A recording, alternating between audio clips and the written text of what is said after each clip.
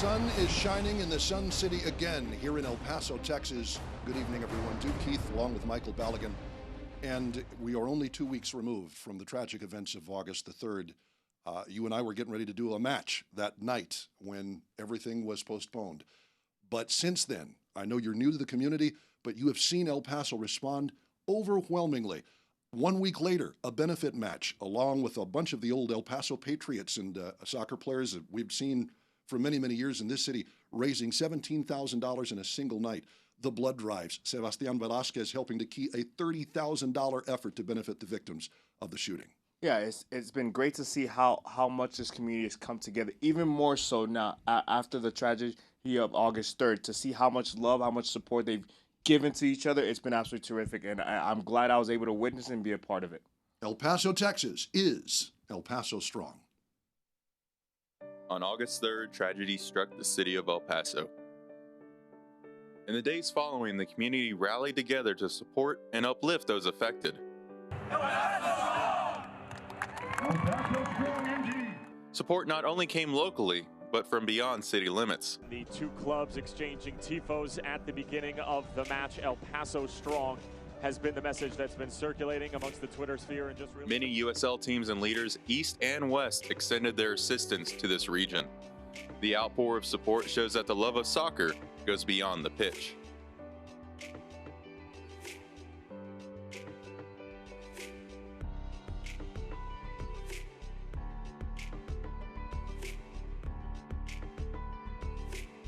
Welcome, everybody, to Southwest University Park. Duke Keith along with Michael Balogun as the teams march out onto the field. We will have the presentation of the colors. And, Mike, it is a very, very special evening as El Paso salutes El Paso strong and some of the heroes that we have seen from August the 3rd. Yeah, the unity of this community shows even more after Your the player tragedy pals of are brought to you by Southwest. After August 3rd, it's been terrific to see. It has been terrific to see as both the teams march out with the giant American flag in the background.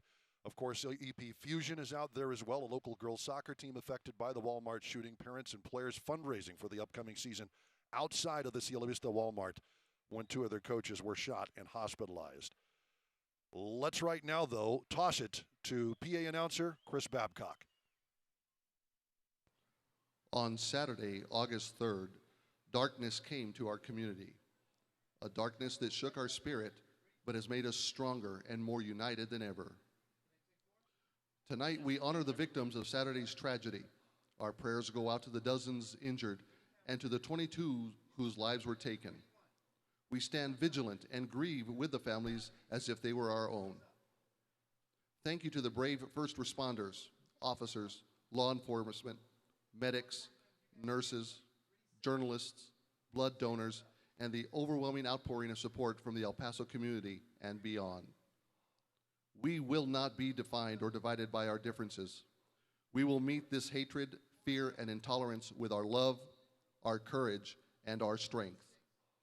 Ladies and gentlemen, tonight we stand united against hate in the memory of the precious lives lost on August 3rd. Together, we are El Paso strong.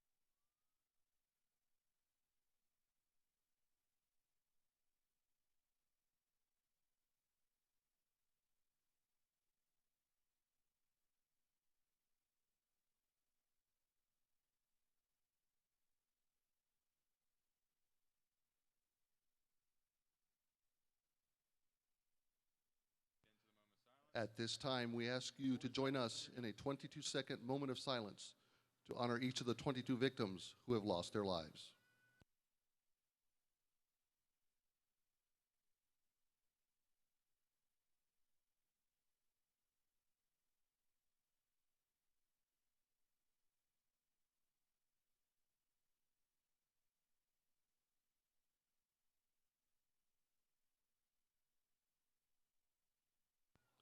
Thank you.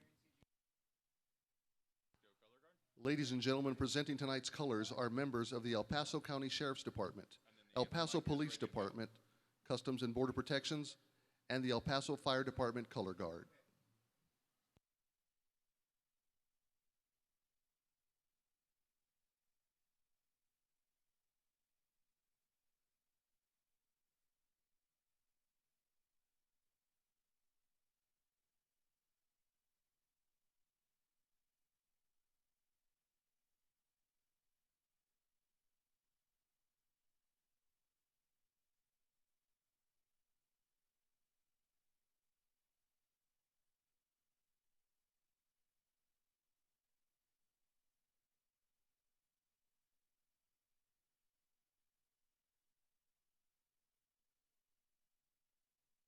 At this time, we ask you please remain standing and remove your hats as we honor America with the singing of our national anthem, performed today by Emma Nicole Fernandez. Oh, say, can you see by the dawn's early light what so proudly we hailed at the twilight's last gleaming, whose broad stripes and bright stars through the perilous fight o'er the ramparts we watched were so gallantly streaming, and the rocket's red glare, the bombs bursting in air, gave proof through the night that our flag was still there.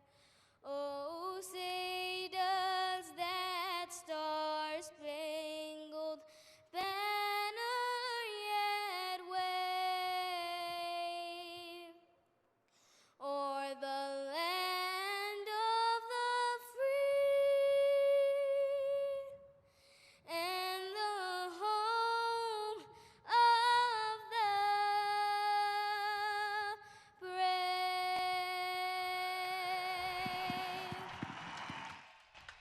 Tremendous from Emma Fernandez, our national anthem tonight at Southwest University Park, as we are just about ready for Tacoma Defiance and El Paso Locomotive FC. It is wonderful to be playing games again in the Sun City. As you see members of the El Paso Fusion, the local girls soccer team affected by the Walmart shooting, as we were telling you, parents and players fundraising for the upcoming season. Outside of Walmart, 2 of their coaches were shot, hospitalized. Locomotive FC player Sebastian Velasquez saw a GoFundMe account was set up in their name, used his platform to raise awareness and money. David Villa, one of his former teammates with NYCFC, notably helping to contribute to the cause. That account to date, Michael, has raised more than $30,000. Yeah, it's been absolutely terrific just to see the outpour of love and support for the El Paso community, not just from within El Paso, but from the world far and near. It's been absolutely terrific. And here we see the both teams coming together, something you don't normally see. Both teams coming together, huddling up, showing love and support to the FC Fusion team that was affected by the tragedy of August 3rd. $30,000 for their parents and, of course, for hospital and medical expenses. Velasquez has formed a wonderful bond with that team. We've got starting lineups coming up next. We are here in El Paso, Texas. El Paso strong.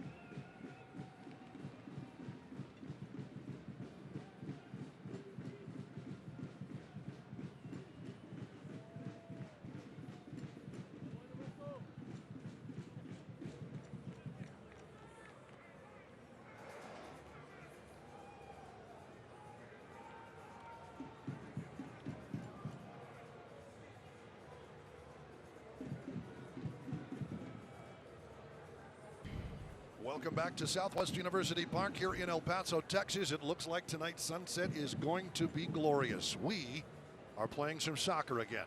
Duke Keith, Michael Balogun with you. Let's take a look at Tacoma Defiance's starting 11 tonight. And one of the gentlemen, very familiar to you, Nick Hines, saw you shaking hands with your former fellow Akron Zip from back in the day. He's a part of this lineup, but up front, the man to watch will be number 99, Justin Dillon, leading Tacoma Defiance with 7 goals this season. Yeah, it's a very young group, and that's apparent, and that you can tell that by the results that they've had over the course of the season. However, there's still a team that has lots of quality young players. So it's a group that El Paso is going to have to be careful of, and they're going to have to make sure they come out and they're ready for them.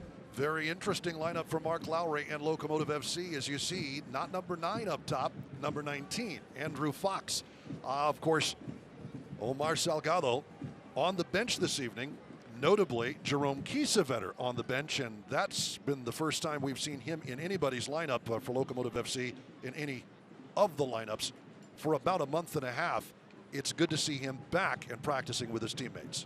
Yeah, it'd be good. I'm sure the extra boost knowing that you have the likes of Jerome Kiesewetter and Omar Salgado on the bench. However, that start for Andrew Fox as a center forward, it's different. It's interesting. It's the second game that he's starting up there, so we'll see how that works and how they adjust to it. Moses Makinde getting his first start for Locomotive FC as well.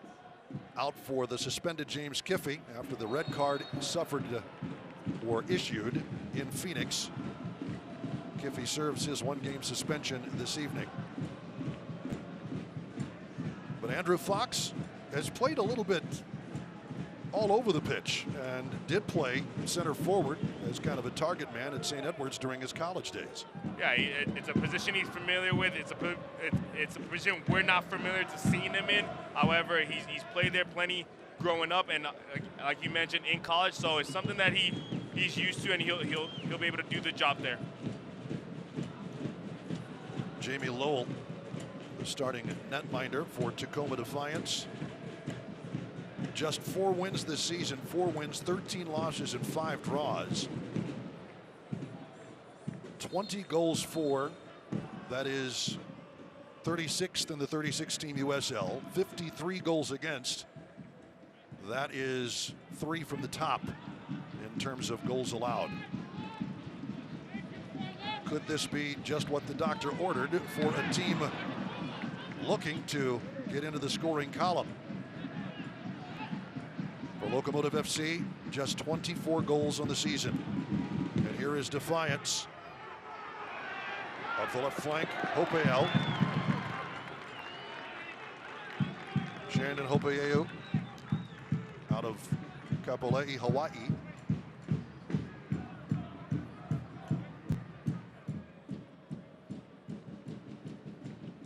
Tacoma Defiance it's a very young group. Obviously, it's an extension of their academy. So when the average age of your team is roughly just above 19 years of age, you're going to have ups and downs over the course of the season. You're going to give up the 53 goals that they've given up against older, more experienced players. Up top, shot tried by Josh Atencio, and Tacoma Defiance with a bit of possession, trying to make something happen in attack. On the road on a warm El Paso summer's evening. Temperatures over the century mark into today, so I imagine for referee Marco Vega,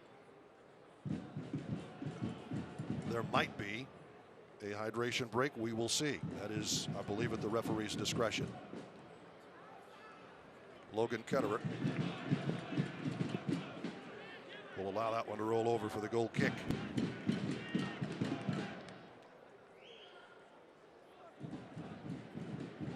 And it's interesting, Locomotive FC, there for a while, of course, scoring their 24th goal of the season at Phoenix. Great work by Anton Partita, who gets the start tonight for his 3rd of the season.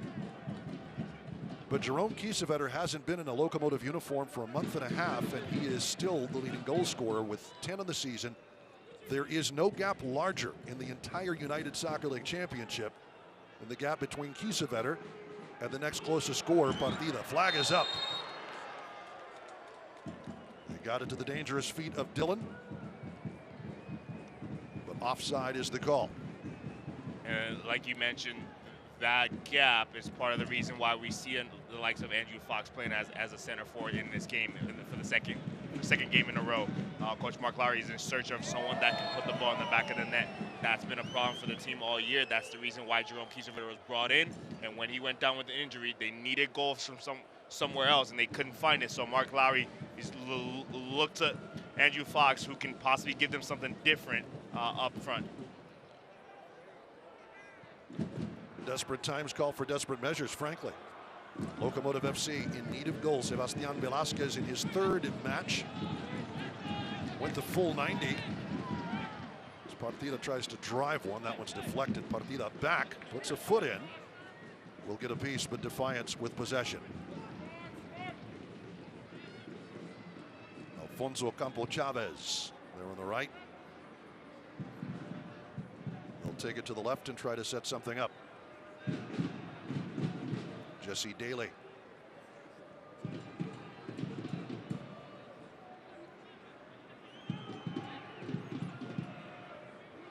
The Australian Daly in the midfield for Tacoma Defiance.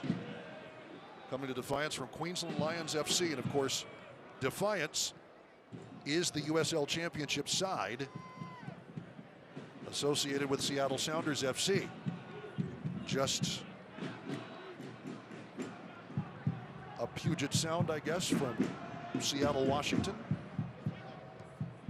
And you see them use it as sort of their reserve side with the likes of Will Bruin and Saad Abdul Salam getting minutes with Tacoma Defiance earlier this year. So when they have fringe players or players that are injured and working their way back into the first team, you see them come and get some time and get some minutes with the Tacoma Defiance group. For the young players in this group, it's great to be able to have those players mentor you. Know that at any point you could be getting looked at by the first team. So it's a great situation for these players. That foul called on Daly takes Richie Ryan down in a heap. Not going to affect the Irishman too much, but there you see that's a pretty good forearm. Yeah, he's lucky not to come away with that with a card. I'm sure the referee's considering the fact that we're less than 7 minutes in the game, so wanted to just caution him and not reach for the pocket right away. Good lead ball. Here's Partita ready to drive. Partita scoots one over and just ahead of Andy Fox. That's well done by Anton Partita. He does such a great job at taking players on and looking to whip crosses into the box. We saw what he's capable of in front of goal last weekend against Phoenix when he scored that amazing goal. And here we see him taking a player on and looking to whip the ball across the face of the goal for Andrew Fox. Partita, it was an excellent goal just at the edge of the 18. First time. Not a lot Zach Lupin could have done about that one. That tied the match 5 minutes after Phoenix started the scoring in the evening. But of course, Rising FC, well, there's a reason they are at the top of the USL Championship, not just the Western Conference, the best record in the league. Picking up, I believe, their 14th consecutive win a couple of nights ago. Here's a drive. Sebastian Velasquez as we take a look at Partita's goal from last weekend. Good dish by Andy Fox. And there you see it from just outside of the 18-yard box. That's such a hard goal to score. A hard ball to hit on the move away from you first time to hit it that cleanly and put it in the back of the net. It was not an easy thing to do, but it was a great goal by Anton Partita. There we see a little flash from Sebastian Velasquez. That last little action by Locomotive FC, though it will be a goal kick for Tacoma. Chris Little squad looking to make something happen, and that may be a yellow card. Indeed, it will be. Marco Vega goes straight to the front pocket as Andy Fox is taken down in a heap. The caution issued to Alex Burkholz, but Burkholz gave up the ball. That's a foul he had to commit. Yeah, very sloppy in the build-up. Very casual on the pass, getting picked by Andrew Fox, and he was off on the races if the foul wasn't committed. It was a smart foul. However, he put himself in a really tough spot with the casual play in the build-up. And the ball placed in a very interesting spot. Velasquez and Contreras. Nope, it will be Partita, looks. From the looks of it, ready to take this one. It's on Partita. As I watch this, it looks to only be 4 guys in the box for the rebound. I'd like to see more guys get in there for the rebound. The low drive, covered up. Just at the last, it got away from Lee, but he will cover. And sneaking it under the wall at Son Partida. Let's take a look at this one again. Young man on loan from Toluca. That's a worm burner, man. About half a foot off the ground.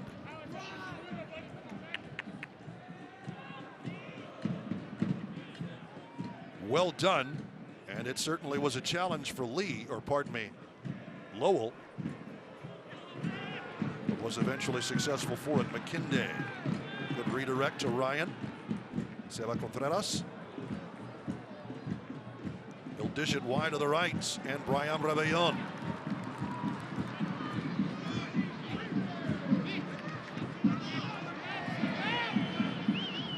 Rebellon challenged by Hines. Now Hines committing the foul. Brian Rebellon can be a handful. And it's good to see Brian Rebellon get forward into the attack. It's something that he's got the quality and the ability to do, and it's a good sign when he does it early on in a game like this for the Locomotive. And an immediate challenge for your old Akron teammate.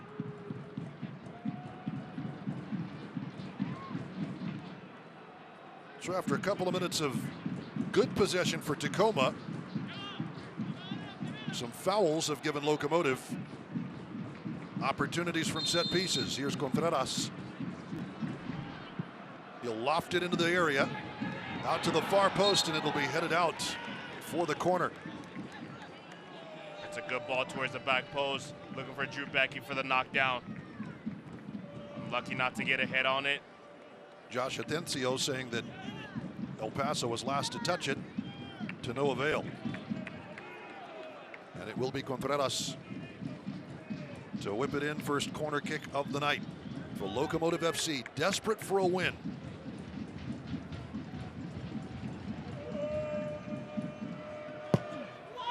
Contreras, Ryan there to contend for it.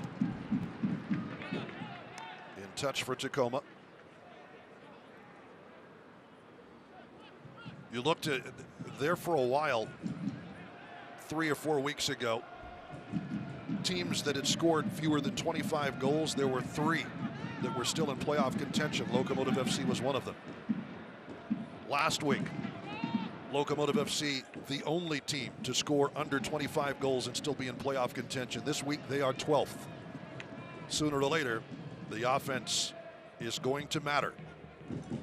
Absolutely, it's an area, a department that they've been struggling with all year, and at some point it was going to catch up to them. However, the good news for them is they're only 3 points out of playoff contention. They're only 5 points out of being in 4th place in the Western Conference. So they're not too far off from the competition. They just have to start picking up points, and they can do that starting tonight. Locomotive working out of the back. Rebellon from Becky. Velasquez, nice turn.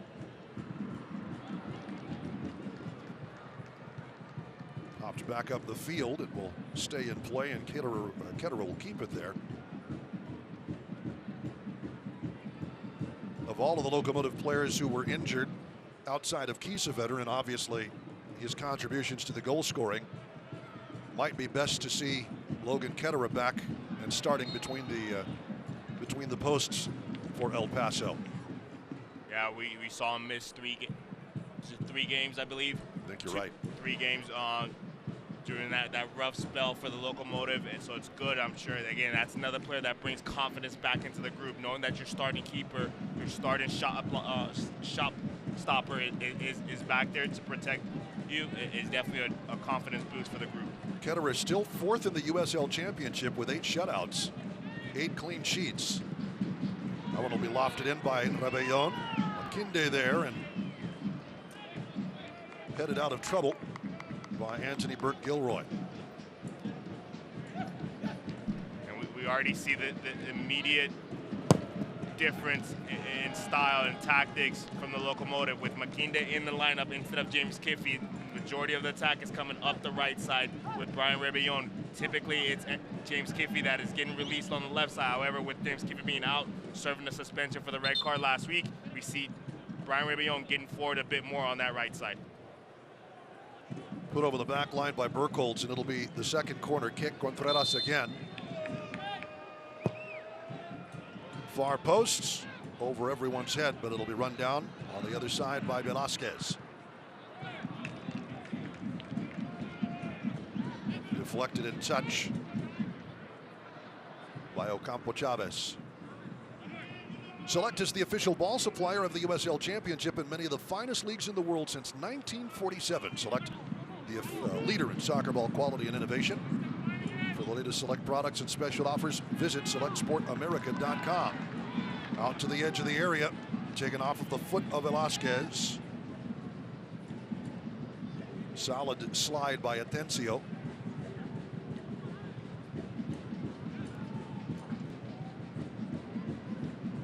Till a gorgeous sunset here in the Sun City. That one bounces kindly for Tacoma. Defiance on the right. That one's deflected top of the area. Yuma will lift it out. Dangerous, but he got it there. Ocampo Chavez challenging from right wing. And after all of that, goal kick. You see Tacoma Defiance doing a really good job of combining quickly in the midfield, looking to switch the ball out to all the space over on this near left side of the Locomotive. They're going to have to do that, and they're going to have to continue to do that to be successful against this defense of the Locomotive. Contreras, interesting thought, trying to release Fox into space, but I don't think that pass went as centrally as he may have wanted it to. High pressure by Locomotive FC. Burke-Gilroy with it again.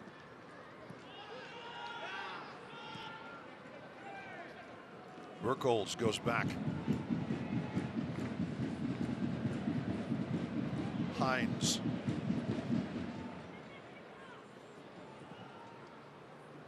You see the patience from Tacoma Defiance.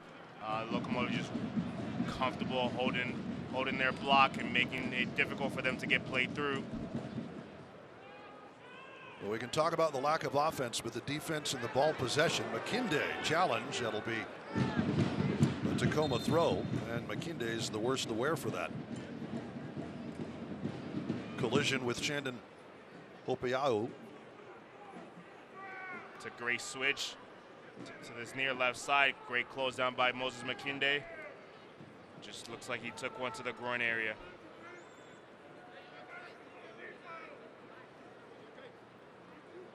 As Stuart Wright waits to hear if he needs to rush in. That is, he's been the least popular man to see in a pitch for El Paso for about a month and a half. Every time he's come out, somebody's had to go out. Nick Ross, notably, out with an injury tonight. Of course, Locomotive FC trying to resuscitate that attack in the absence of Kiesewetter, bringing in Alexis Bassetti, former French national teamer for the World Cup champions in their youth sides. Great whip in by Partita, and just missing over the bar is Fox. Partita, though, another piece of great vision. That's a great early ball from Anton Partita, just taking a touch, not looking to take the defender on 1v1, just taking a touch and whipping the ball into the box. He's really good at serving those balls into dangerous areas. If he's able to do that in this game and the forwards are able to time their runs into the box, they'll get plenty of opportunities. Andy Fox, the Englishman, had a lot of fun riding in the El Paso streetcar for the Streetcar Soccer Series on this last Monday. It's something you can check out at the Locomotive's website. Foul committed by Chiro and Toko.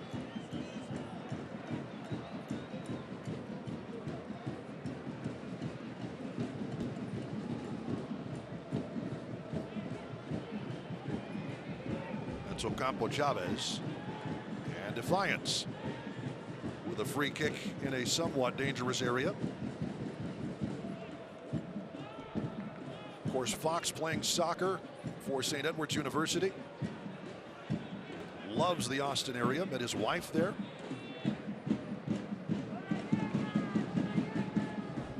Soccer travels have taken him from the United States in college, Grimsby Town back in his native United Kingdom, all the way over, and Brian Rebellon will let that one trickle over the end line for the goal kick.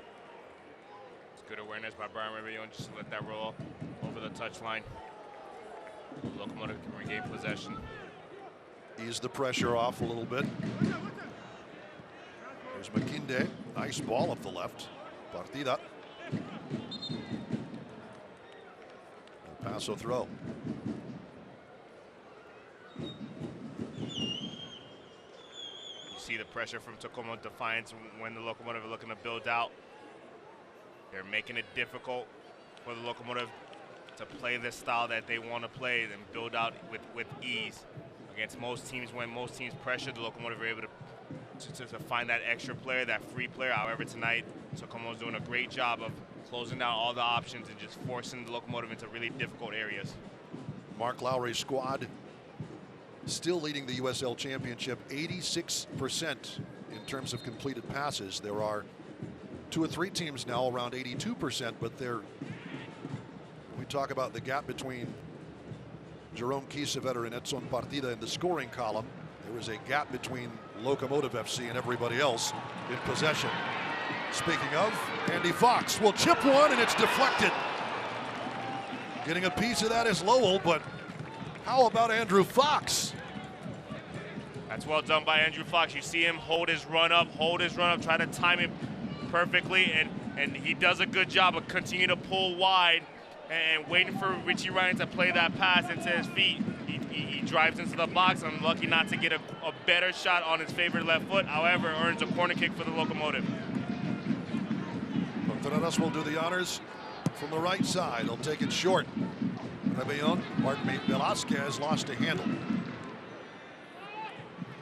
Here is Rebellon. Back defensively. That's the one thing you will always be able to count on with a Mark Lowry team. Somebody's going to be covering the angles.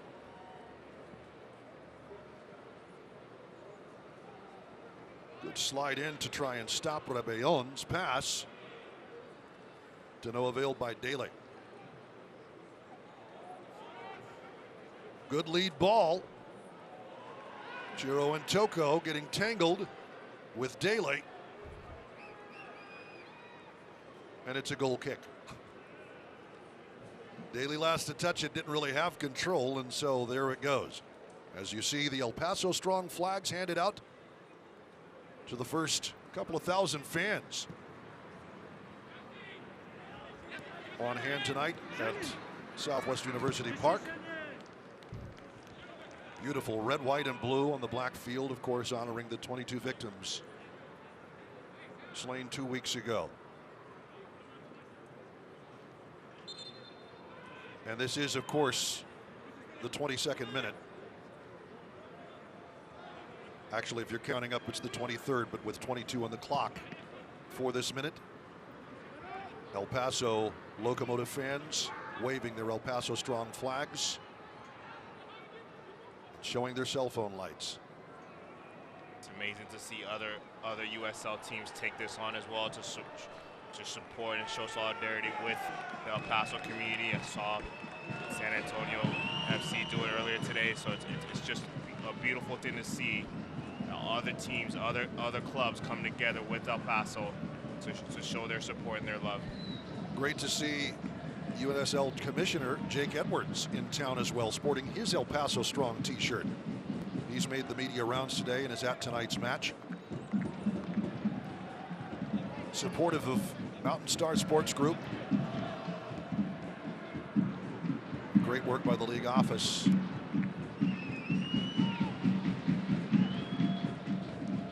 And showing the USL is El Paso Strong. Edwards in town tonight, former striker in the USL back in the day. That one's well cleared by Drew Becky, is trying to slash over, maybe keeping it a touch too long as Hopial. You see Shannon opening out, getting a little bit of room, getting some space, looking to drive into the box against Moses McKinde. Really relishing that opportunity, that challenge to go against the young Nigerian. Contreras, nice ball to Partita, who gets spilled down. Flag is up, it wouldn't have mattered. Marco Vega not forced to make the call for a penalty. The offside flag is up on the far side. And this is the third time you've seen the Tacoma Defiance really hold a high line, looking to catch the Locomotive runners offside. They did it with Andrew Fox, and it was successful. They've done it this time with Anton Partita. It was successful. The second time they tried it against Andrew Fox, he was able to get in. So it's something we're going to have to keep our eye on, is how well are the Locomotive players timing their runs to get in behind this high line of Tacoma Defiance. Our assistant referees, Abraham Hernandez and Eduardo Jeff.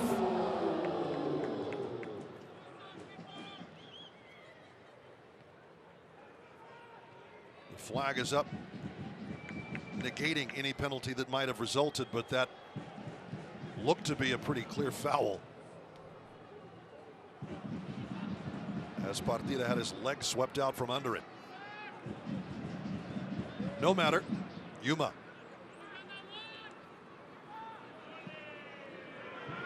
Another one of those hard men on the defensive side. Wonderful to have back in the lineup.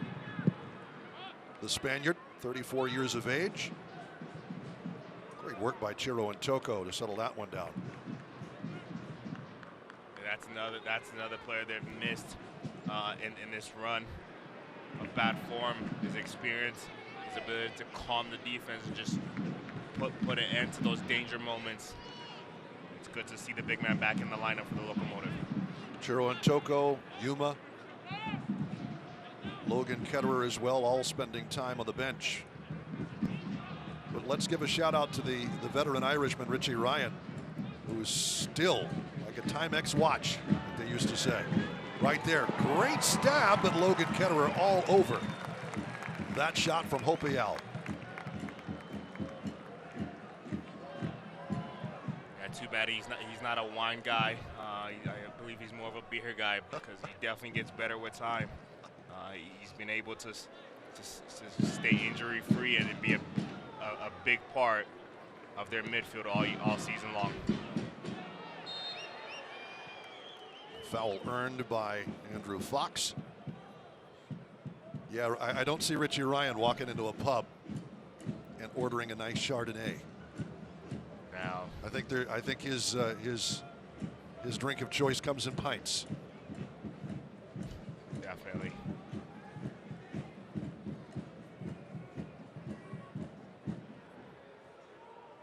McKinde, here's Partita, crossing him in, touching it back to just keep possession, and Ryan will send it to the far right side on Rebellon.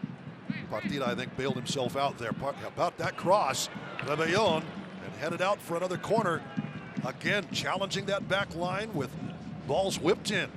Alex Burkholz puts it over. And that's something different that Andrew Fox gives you. He's a player that's good in the air, and they know they can serve those early balls into the box, and he'll be in the box to get onto it. He's not looking to be involved much in their build-up. However, when they do get into those positions to serve the ball into the box, they know and they can trust that Andrew Fox will be near the box or in a position to challenge for those.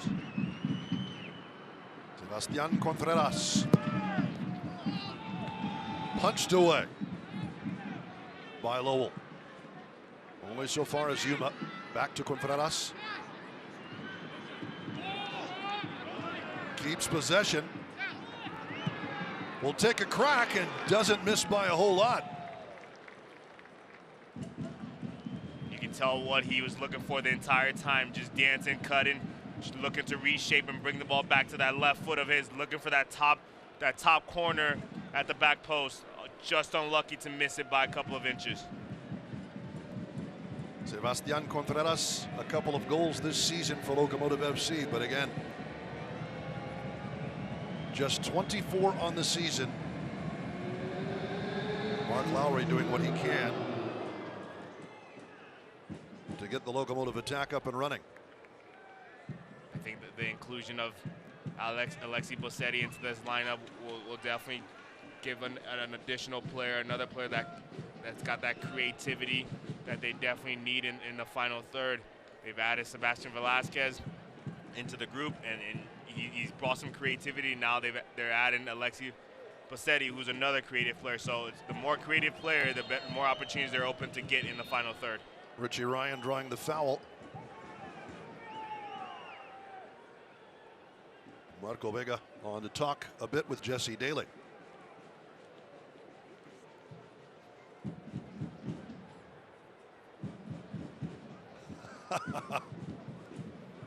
That's just a smart veteran move. Yeah. Getting rid of the ball and just leaving the leg there, looking to draw contact and draw possibly a card.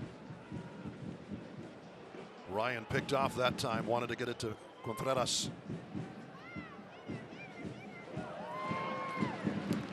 But again, the big man Chiro and Toko not letting Dillon loose. And here is Contreras the other way. Partita. Man on loan from Toluca to the far post, nobody there. Nodded out for another corner. I believe the fourth of the evening for Locomotive FC. And again, it's Anton Partita just looking to serve the ball into the box. Andrew Fox doing a really good job of finding space in between the two center backs, just waiting for the right delivery, the perfect delivery, so he can get his head on it and put the Locomotive up in this game.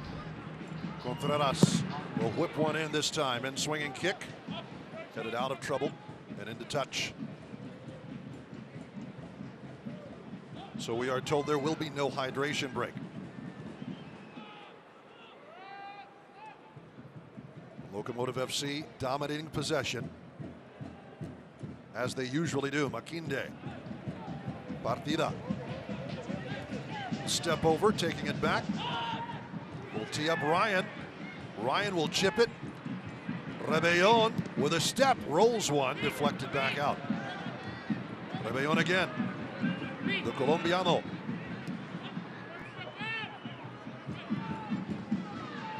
Far post. Partida puts it in. What a goal! Anton Partita. Do you dance? 1-0 Locomotive FC. What a terrific finish from Anton Partita.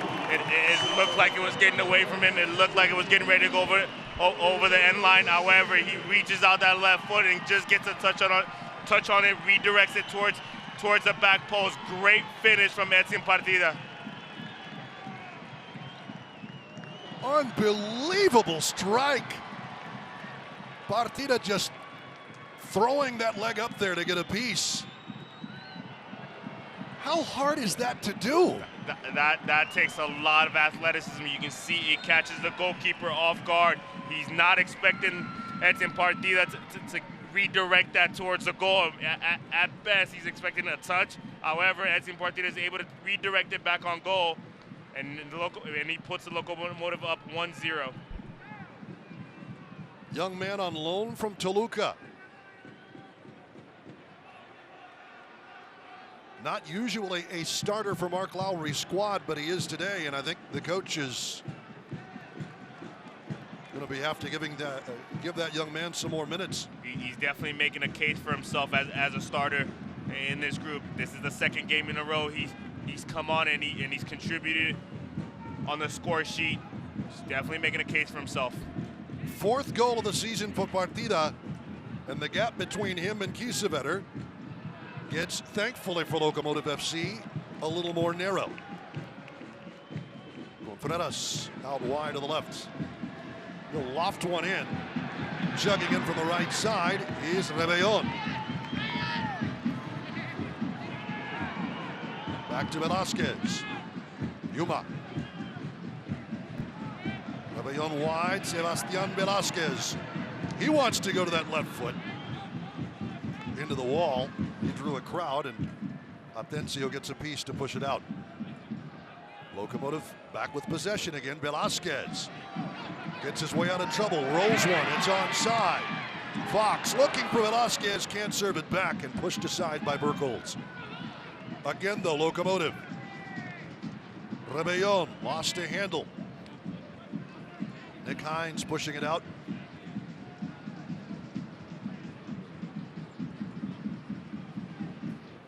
Anton Partita giving El Paso something to smile about on El Paso's strong night here at Southwest University Park.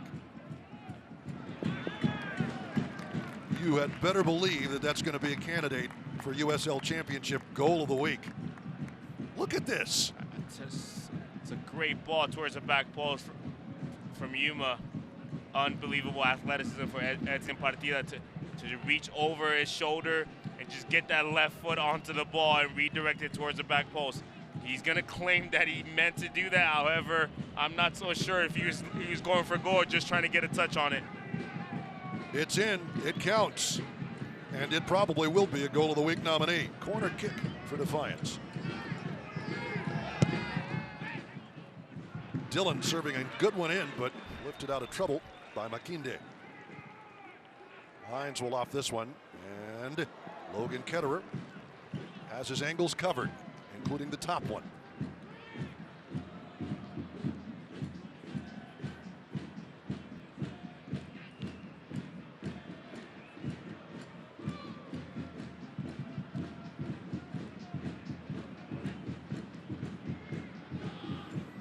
High pressure by Tacoma. Ketterer. Partita, good dance again along that left side. Good feed by Contreras. Into the middle, Velasquez. Taken down, and that'll be a foul. Eber Rubio issued the caution. That is another one of those, as you call them, tactical fouls. 37th minute yellow for Rubio. It's good movement off the ball by the Locomotive player, looking to find a way to play themselves out of pressure from Tacoma Defiance.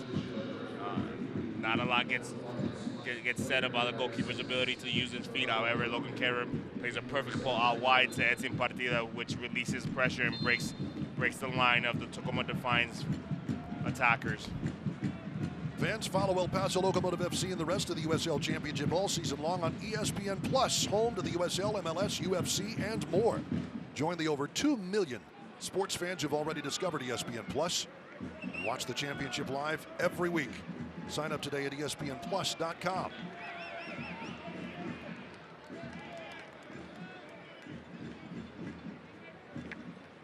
Also notable, the USL has unveiled its elite youth platform, USL Academy, allowing clubs at all levels across the league to develop local youth and compete at the highest level across the United States for the Academy Cup. For more information, visit uslsoccer.com/academy. Something I know Bob Bigney and Locomotive FC, along with my broadcast partner, are looking forward to see more of from an El Paso perspective in years to come. Yeah, absolutely. I think it's a great opportunity for the players and the talent here in El Paso to be able to stay home and stay locally and have an opportunity to fulfill those dreams of becoming professionals.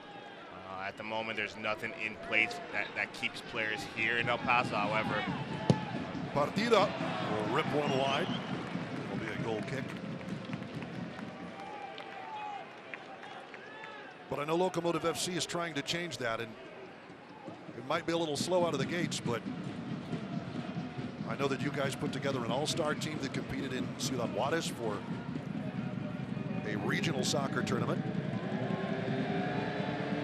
We talk about some of those youth teams like FC Dallas and their youth academy with such a big presence over the years in El Paso, Texas.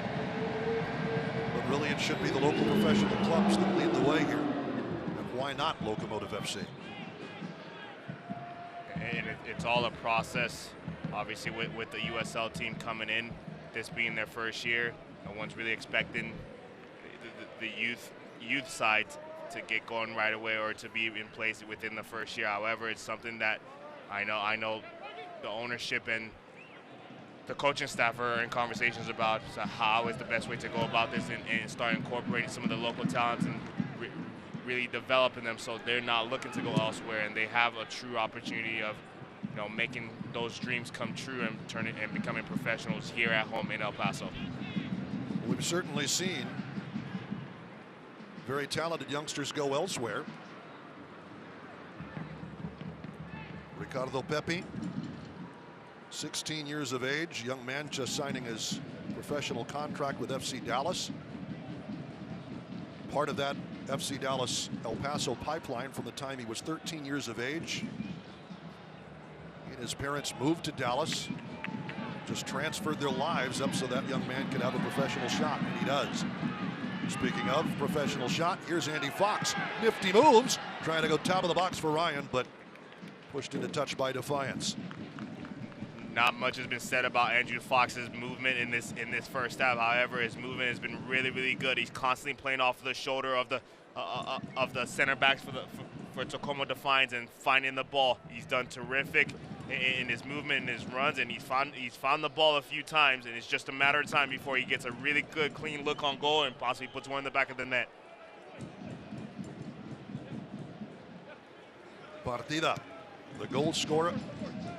That one put a little behind him by Seba Contreras. Good work by Becky and Ntoko to cover and keep the ball away. Justin Dillon, of course. As we told you, 7 goals this season for Defiance. But that is 7 of just 20 this season for first-year coach Chris Little. A young lineup, and it has been a bit of an uphill battle for Defiance this year. Yeah, however, they're using this as an extension to their academy, which is one of the leading academies in the country. They've done a terrific job with their academy, not only with the budget but with their system. They've produced players the likes of Jordan Morris, the likes of DeAndre Yedlin. So they've done a great job with their academy, and now to have a place where, you know, their 17, 18, 19-year-olds can continue the development and not just go somewhere and sit. It's terrific for Tacoma Defiance. Opeau drawing a foul in a dangerous area from Chiro Ntoko, as adjudged by Marco Vega. Yuma, ever the professional, will crowd the space a little bit to give his teammates a chance to set up, just to make sure they don't take the restart quickly. This is in a great position for Tacoma Defiance, just a little bit off center, so it's really gonna test Logan Ketterer's ability. Daly, Hopiau, both hovering over the ball.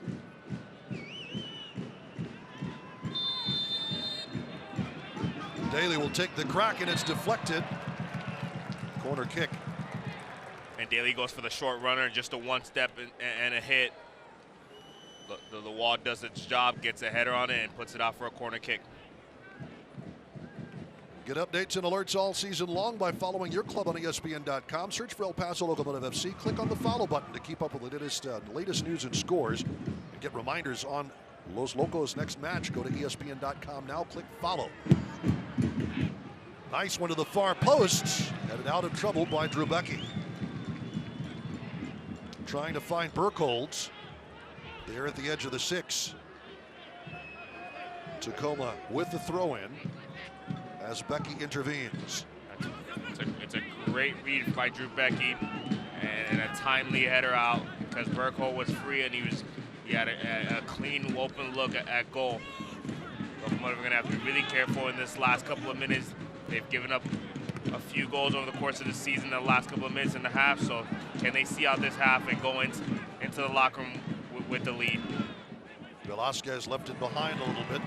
Burkholz trying to whip one in, put right back in touch by Chiro Ntoko.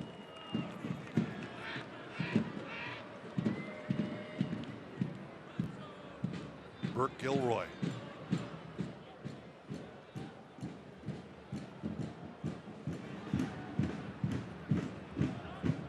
Rebellon trying to intervene himself. The Locomotive FC up that right wing. And that is in touch for El Paso. So Locomotive's defense bends but does not break here in minute 44. They did well to ride the early waves of Tacoma Defiance and get themselves settled into this game. And from roughly that 15-minute period, those first 15 minutes, they've dominated and had the better run of play in this first half. Yuma playing ahead of Rebellon will now leave it back.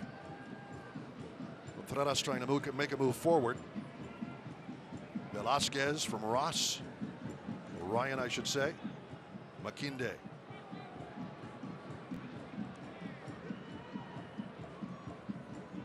We're hearing no stoppage time, so of course that is up to Marco Vega, but when the clock hits 45, that should pretty much do it. Here in the 45th minute, Fox is taken down, no foul, as Contreras lofted it in.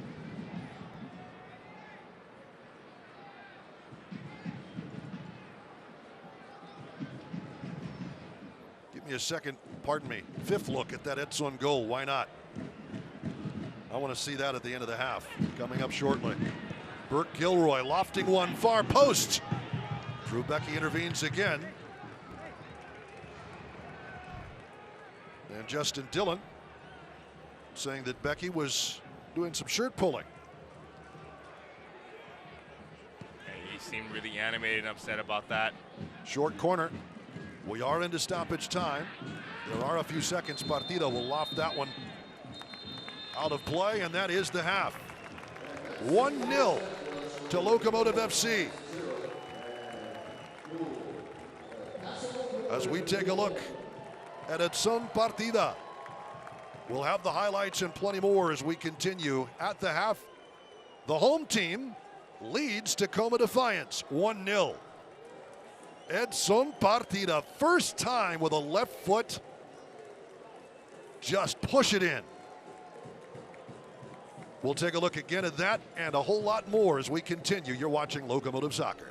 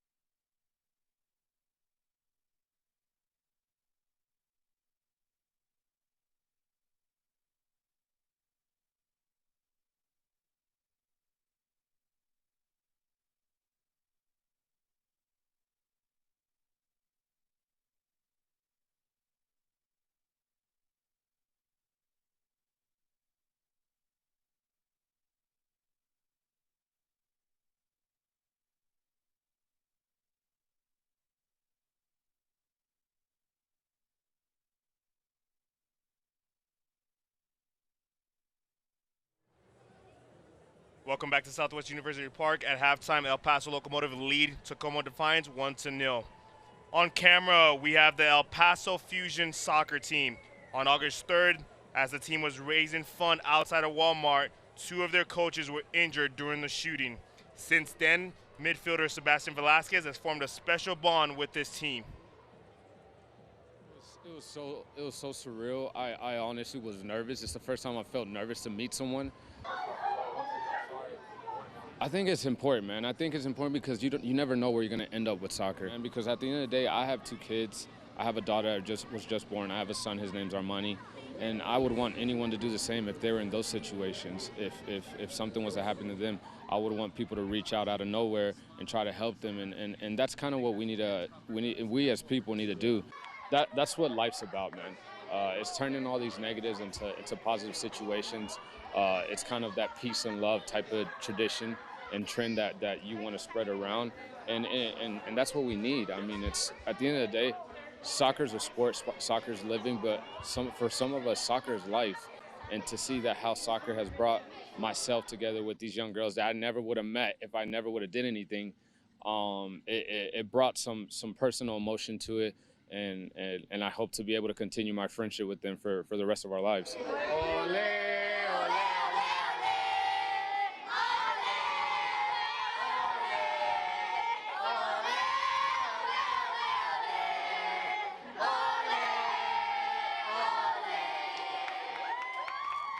What an amazing response by Sebastian Velasquez. His efforts over the course of the few weeks has drawn attention to El Paso Fusion team from all over the world, from Europe to all other parts of the world. With his help, this team has been able to raise over $30,000 to go towards their equipment and towards their fees for the year. So it's been amazing. Great work by Sebastian Velasquez. Currently the score in El Paso is El Paso Locomotive 1, Tacoma Defiance 0. We'll be back. Fortune can hit from here. Oh! McCarthy once more. Blasted back in, and it's a goal for North Carolina FC. Big shot, and scored. And Ben Spees lets one fly and drills it.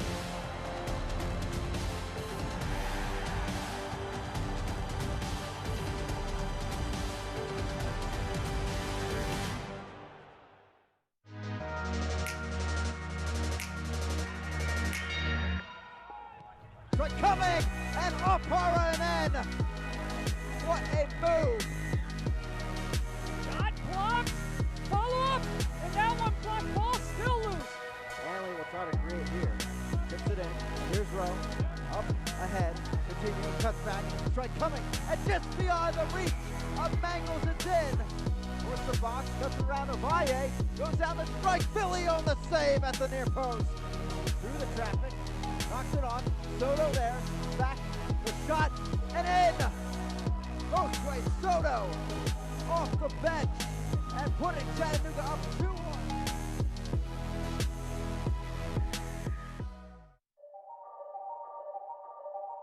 A little trickery now, maybe. McCabe goes for goal, and it's an excellent free kick. A long run-up produces a long-range effort from Niall McCabe. Not the first time that he cuts through from Dalgard. Dalgard still with it. He tees it up. Great effort, and a terrific opening goal for Hartford Athletic, coming by the way of Sebastian Dalgard. Opportunities for the opponent. This ball comes in, headed away only to the top of the box. To Langsdorff, fully off the chest, and Portland has the lead in the 3rd minute. Still Zach Zandy to drive, and what a save by Matt Pickens. Sent in towards the back post, headed on. Calais Brown, what a save. Ricardo Pepe, watch him on the tail end of this. He knows how good of a save it is. He turns around, slaps a little high five. Devon George's going to be robbed. Calais Brown.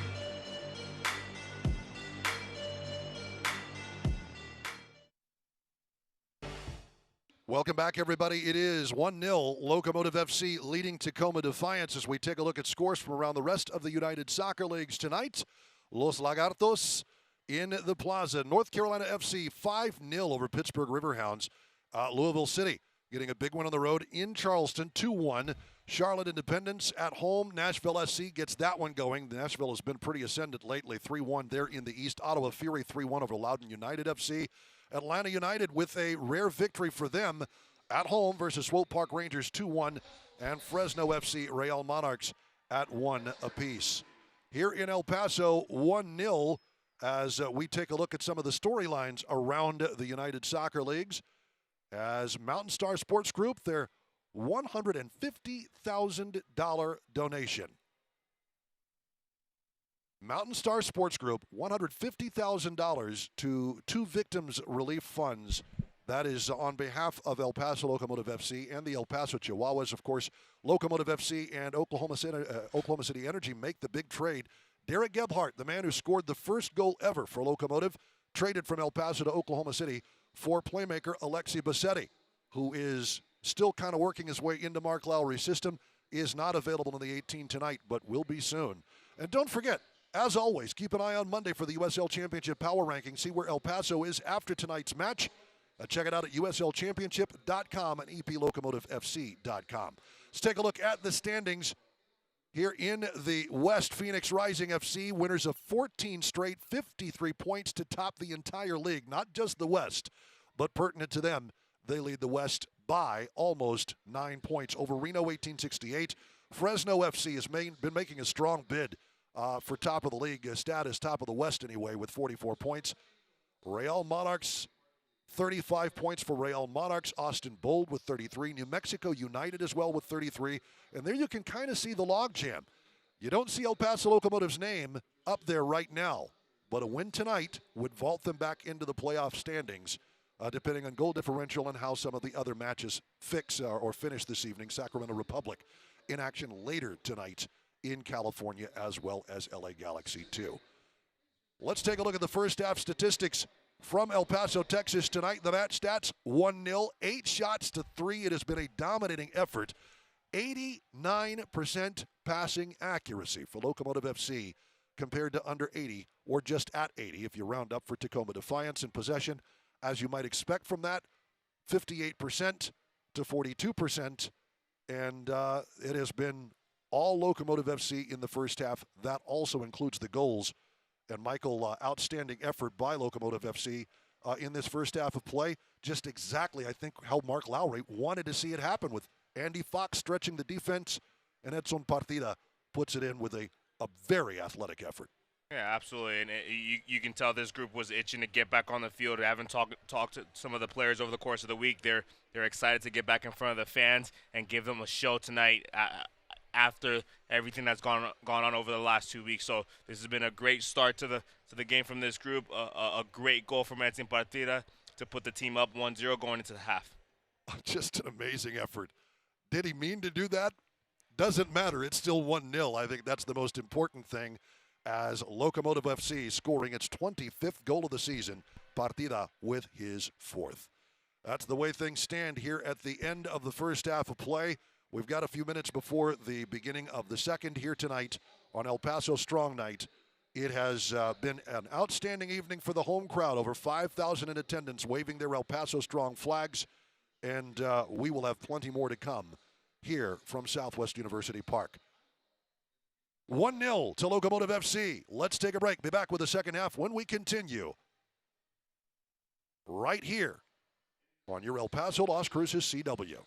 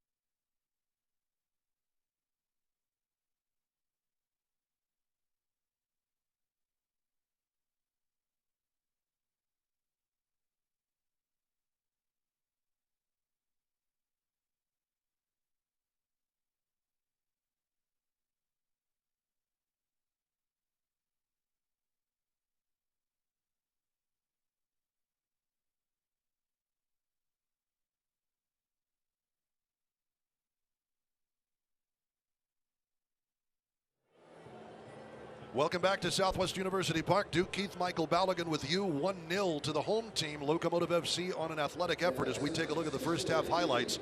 Number 11 figuring heavily in our highlight package, Anton Partita. Beautiful cross to Andrew Fox, gets the nod up front again. Partita, another great bit of service to the Englishman. That goes over the crossbar. This time, though, it is the Spaniard, Yuma, lofting one in. Partita gets a hook on it and totally wrong foots the keeper, Jamie Lowell. How hard is this to do, Michael Balogun, especially if he meant to do it? That's a terrific finish from Anton Partita. He was able to read the flight of the ball and just get his foot on it. Not sure what that dance is. We're gonna have to work on the dance moves and the celebration, but a great goal from Anton Partita. The young man on loan from Toluca making a stronger and stronger case for inclusion into the team. He has been dynamic on that left side, and you talk about the left flank and with the absence of James Kiffey, how that might have been an issue because that's where most of the service had been coming from. Kiffey serving his red card suspension for the red card issued in Phoenix, Arizona. But Anton Partita has given them an option on the left side. Yeah, absolutely. For the second game in a row, he's gotten his start and he's contributed.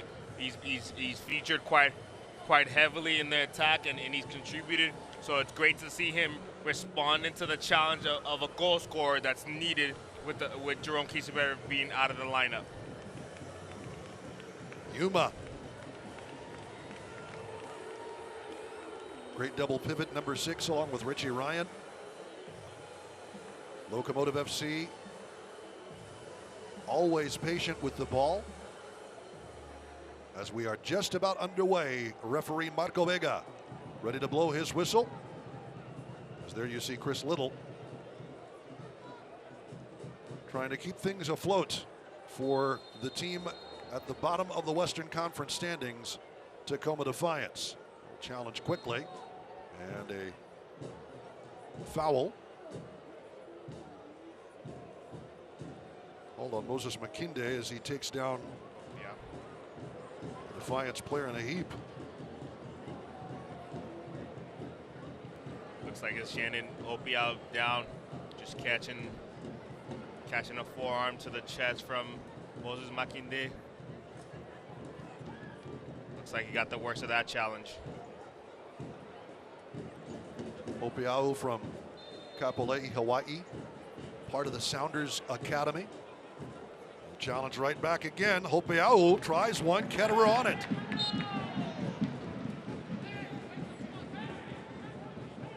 And a foul, and Drew Becky having some words from Marlon Vargas.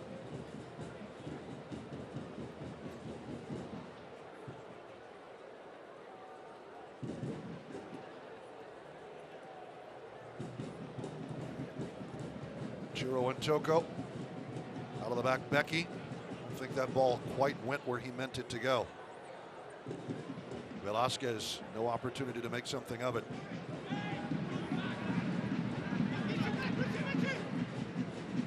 Some dancing along that right wing side. Ketterer on the challenge from Ocampo Chavez. Looked more like a low cross, but Ketterer snuffing it out anyway. It looked like it was headed for the far post after all. We've seen Tacoma Defiance pick up where they left off in the first half, really targeting Moses Makinde and trying to get numbers after him and create 2v1 opportunities on that far right side. The Locomotive are going to have to do a really good job with Anton Partita dropping in to help out, and Chiro and Toko helping out Moses as the game continues. Makinde seemingly been the target of that Tacoma early pressure. You're quite right.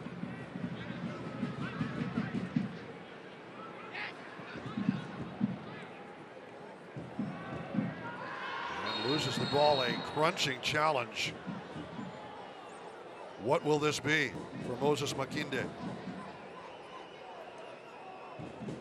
Referee Marco Vega will go to the front pocket. Makinde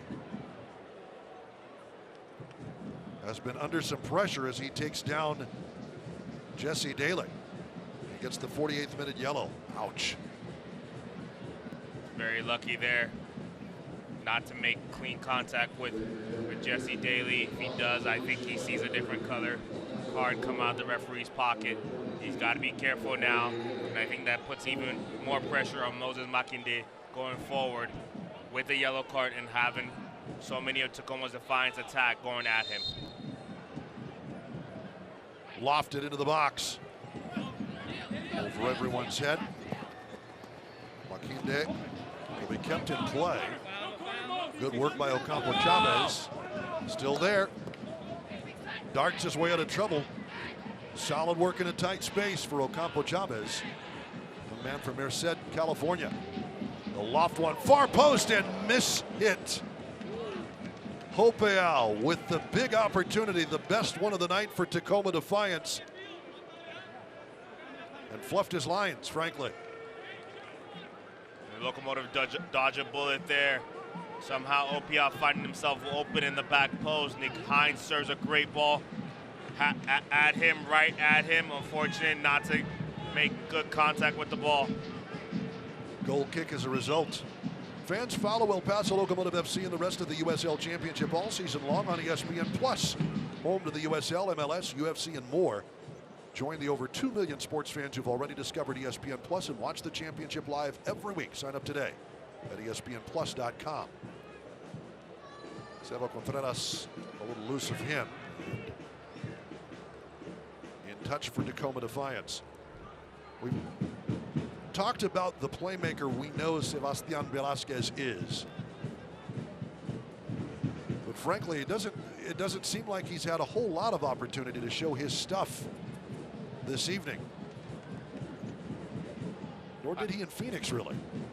Yeah, he's done a terrific job of being a possession player for them in the last 2 games. However, that goal-scoring threat that we expected and we know he can be is what the Locomotive really need from him right now. He's going to have to look for the right moments and right opportunities to get himself into the box, get himself in the right spots to get chances on goal. Makinde. We'll go back to Lowell. And miss hit for a Locomotive throw-in. On El Paso, strong night. So far, so good for the home crowd. Again, over 5,000 on hand here at Southwest University Park. Locomotive FC in its first season of play among the USL Championships league leaders in attendance. That will be a foul call to Velasquez, who disagrees, as do the fans. But Ocampo Chavez draws the contact.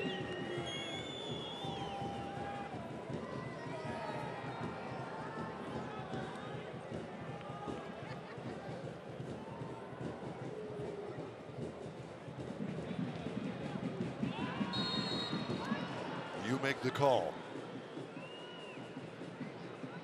Defiance trying the quick restart.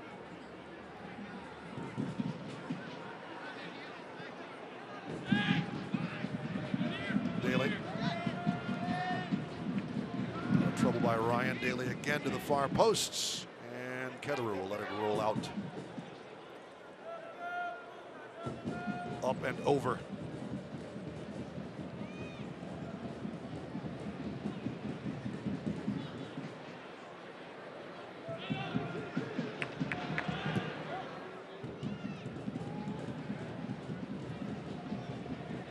Defiance again. Low cross, and it's off the side netting this time. Ocampo Chavez as they try in from the left. And you see Drew Becky and Yuma having words there, really trying to figure out how to keep these wingers of Tacoma Defiance getting at them and creating opportunities. What a ball from Richie Ryan. Out to Contreras, who promptly hands it back again.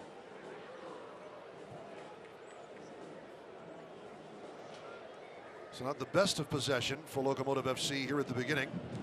That'll help Makinde, though, under pressure, though, gives it up into the box.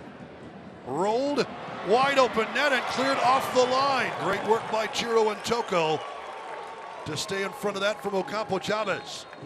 And a foul again on Locomotive FC, again on Velasquez, with Jesse Daly, who's been battered around a bit by the men in blue tonight. Hopeal.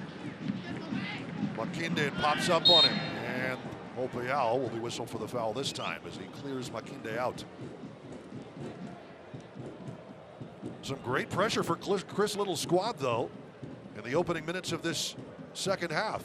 Yeah, they really regained momentum of this game, very similar to the first 15 minutes of the first half between Ocampo Chavez and Hopeal. They've really created a lot of chances and really put a lot of pressure on Brian Rebellon and Moses Makinde on the left side on the back line of this Paso Locomotive team.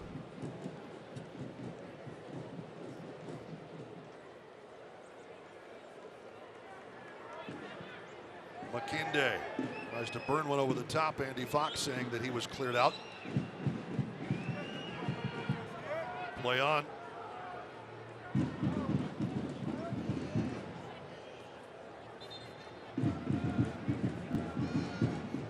In touch for El Paso. Locomotive FC just out of the playoff picture in 12th position in the West. But depending on how other matches finish this evening, could find themselves back above the playoff line, 10th position.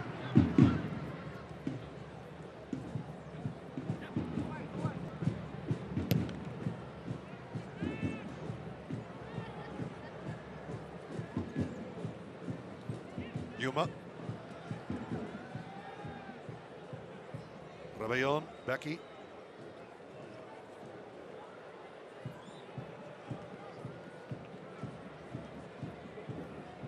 Rebellon will send one through.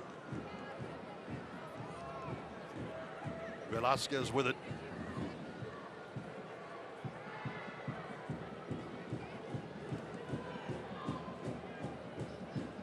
And Chiro and Toko. You're absolutely right. The big man from Belgium. Wonderful to have him back in the lineup as Velasquez. A little flash here. Sebastian Velasquez, one of the main men for Real Salt Lake just a couple of seasons ago. Decided to go try his luck in South Korea, finished his season looking for a team. Mark Lowry came calling. Partita's fast, but not that fast. Run down by Lowell. A minute ago, we talked about Sebastian Velasquez not really being a threat in front of the goal like we expected him to, and part of the reason is because he's so far back. He's playing almost next to Richie Ryan in sort of that holding mid position. He's got to get higher and play closer to Andrew Fox and Sebastian Contreras to be able to put himself in goal scoring positions. Right now, he's playing too deep to be in positions to score. So it's something that he's going to have to adjust if that's what Coach Mark Lowry is looking for from him to be a goal scorer. Vargas Ocampo Chavez stolen away by Rebellon. Has some space. Misses on that pass.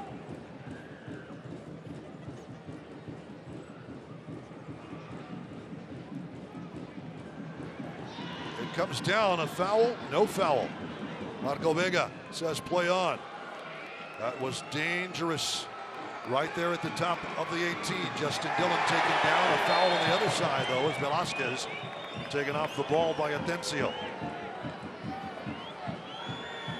Tacoma Defiance all over Marco Vega. And a caution issued for Atencio that has to be for pleading his case in the wrong tone. Dissent. The 58th.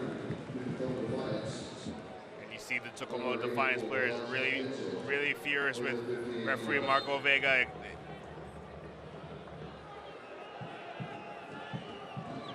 They believe that was a penalty opportunity for them to tie this game up, and Marco Vega didn't think so. Felt that there was contact on the ball on the challenge in the box, which is why he didn't call it. But credit Chris Little's Tacoma Defiance. They have not given up this evening and see a way back into this match. Absolutely not. Looking at this group that's on the field right now, I'm very surprised that this is a group that's given up 53 goals on the season. They've played very much like a veteran group. Contact in the back. Drew Becky. And now Yuma coming together. Brian Rebellon holding Jesse Daly at bay.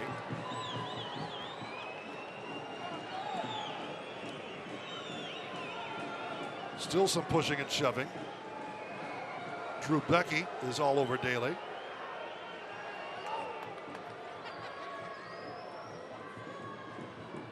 And perhaps more than one person going into Marco Vega's book tonight out of this altercation. Not sure what instigated the confrontation. However, you see Marco Vega just put himself on the outside of the ruckus, really paying close attention to see which players are committing the foul, which players. Yuma is all over Ocampo Chavez. Daly coming to his teammates' defense.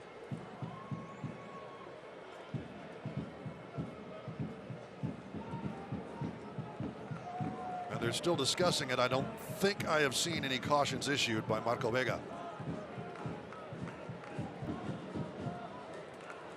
But in discussions with his assistant referees,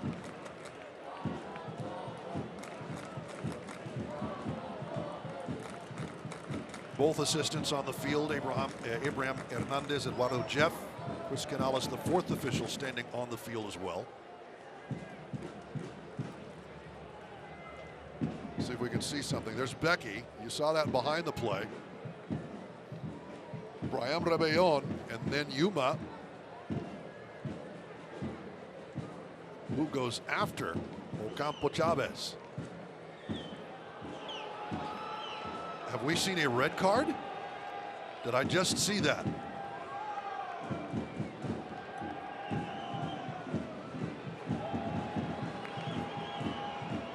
Looks like a yellow card was issued to Dillon.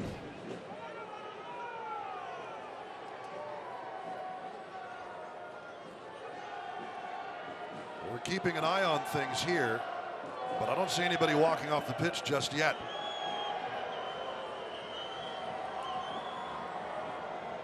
Marco Vega talking things over with Chiro and Toko. Both of these teams have been issued 2 red cards this season. Of course, James Kiffey with El Paso's second last week in Phoenix. Richie Ryan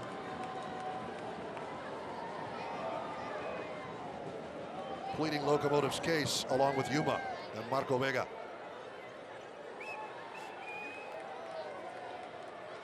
There's so much confusion going on the field. Well, I see Chiro and Toko walking toward the locker room.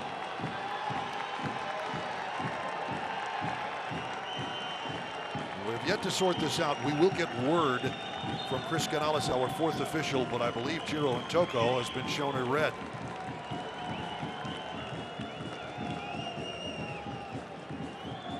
The big man in defense, I don't know what it was for, obviously.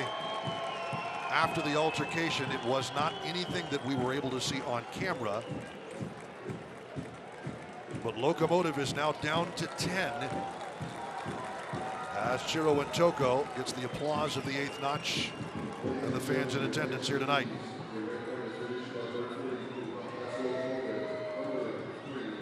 Well, this has taken about 2 or 3 minutes to transpire.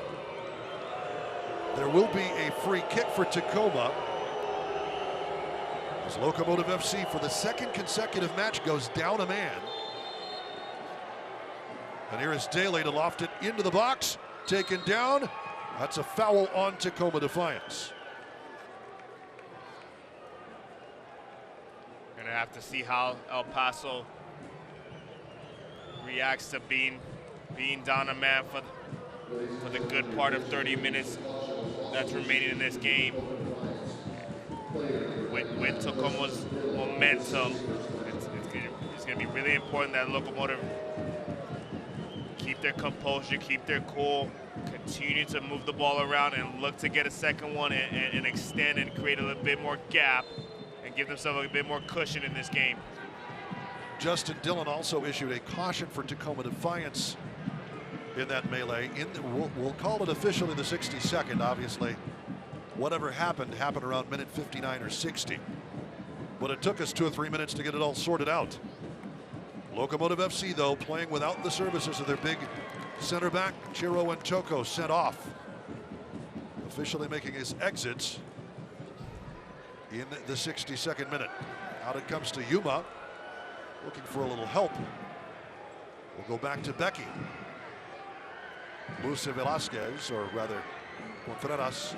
And Tacoma Defiance, an opportunity to even things on the road here in El Paso.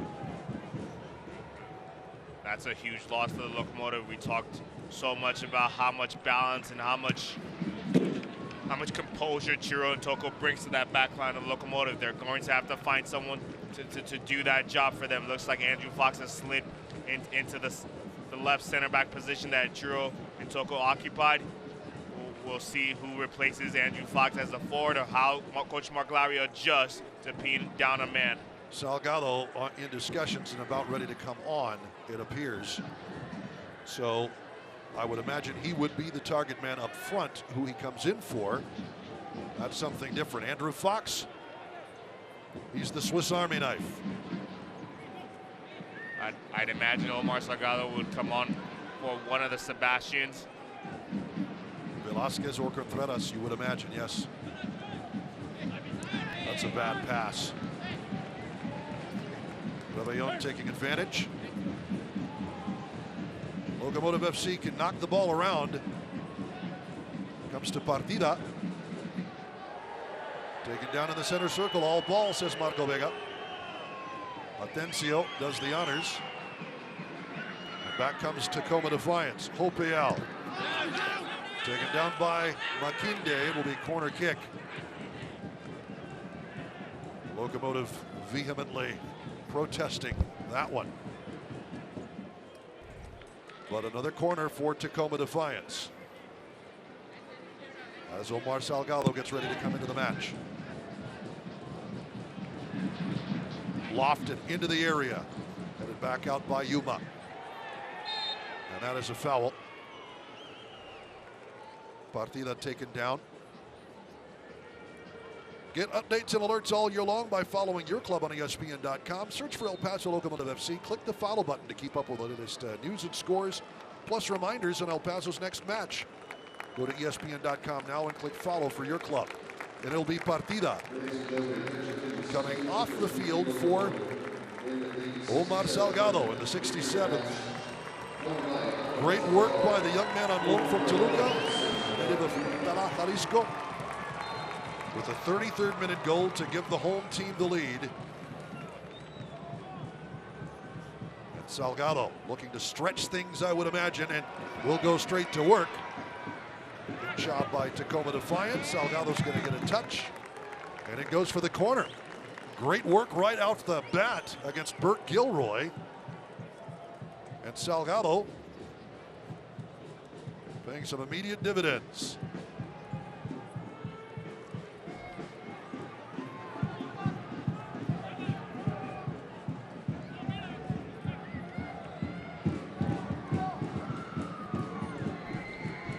Sebastian Contreras ready to deliver the corner here. To the far post, Becky nods it. Headed out of trouble. Good work at the back by Burt Gilroy. Again though, Contreras. Ryan to the far post. Knocked into the edge of the six. Becky can't steer it on frame. Goal kick coming. As is a Tacoma substitution here in minute 68. Danny Robles will replace Marlon Vargas.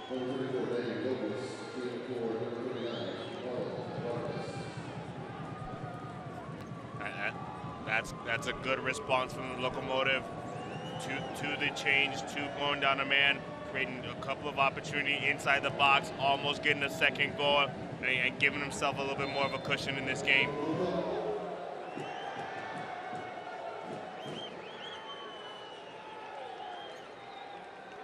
Well, as we say, a team that completes 86% of its passes, Locomotive FC, if it can get possession, can keep possession. Certainly helps when you're trying to maintain a lead, which is exactly what the hosts are trying to do tonight. Here on El Paso Strong Night, Tacoma Defiance taking the group picture along with the El Paso Locomotive FC and the El Paso Strong banner before the match. But they'd like to spoil things here in the Sun City. If they can, up the man. That's lofted into space for Velasquez, ready to go to work. Sebastian Velasquez. Out to Salgado along the left. Salgado shaking and baking to the far post. Nobody in blue on the other end. It'll go for a corner kick. That's good recognition from Sebastian Velasquez, finding Omar Salgado in a 1v1 here. Just looking to create a little bit of room to either get a shot or a cross off. That time choosing to cross the ball and put it into a dangerous area inside the 6-yard box. Unlucky not to find the feet of Sebastian Contreras. Burt Gilroy, though, had it deflect off his foot. So maybe not exactly where Salgado wanted it to go. As Contreras will loft one in, swinging it in. Comes to Salgado. That's lofted back off the line. Becky.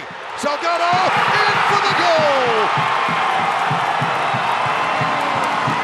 A man down, the hometown hero on El Paso Strong Night. Omar Salgado, mobbed by his teammates, cheered by the crowd. El Paso Strong indeed.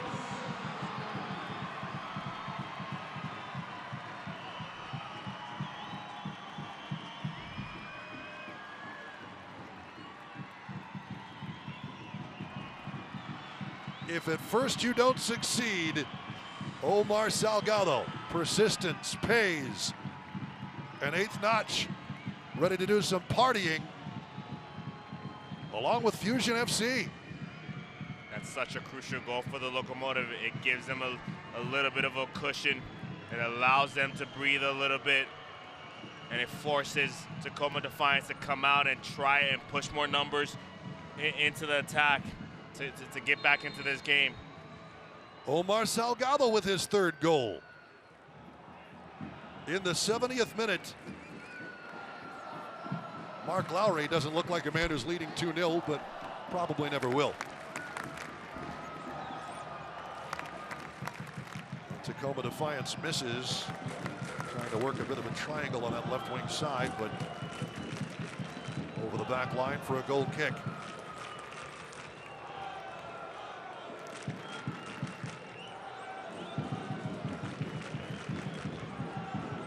The fans cheering Locomotive FC, and what a response. Down a man, Omar Salgado.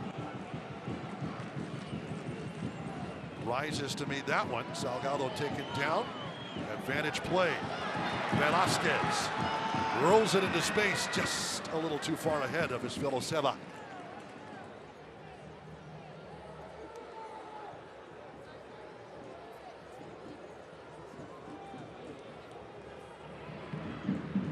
Well met, Richie Ryan. Tacoma able to keep possession, though.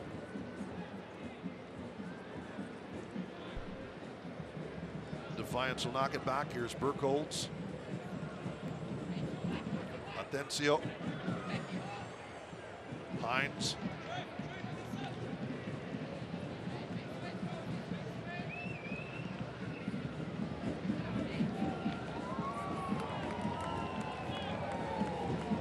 Well, it's interesting, Omar Salgado, starting his professional career really with the Chivas Youth Organization, but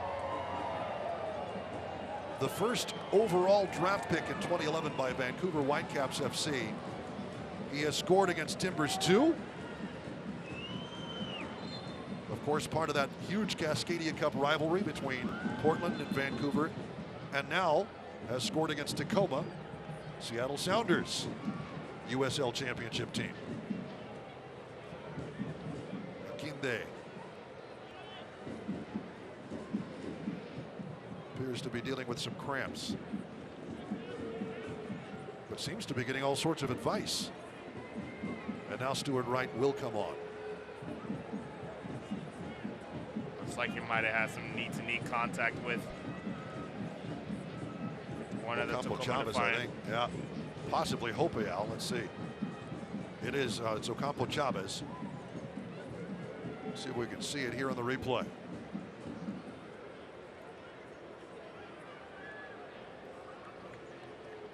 Twisting some ankles. Stuart Wright on to take a look. Makinde does not look too perturbed, but he is still down on the ground.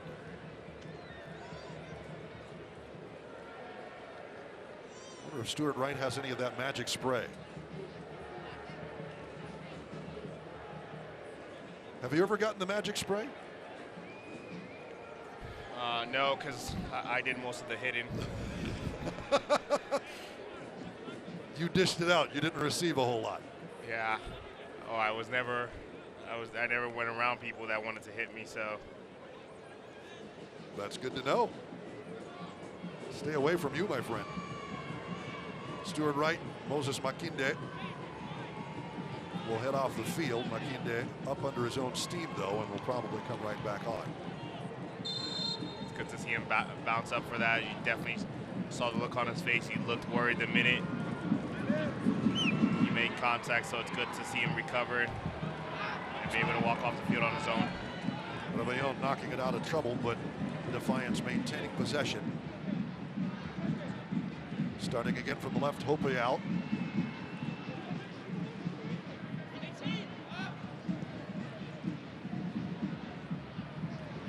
Atencio.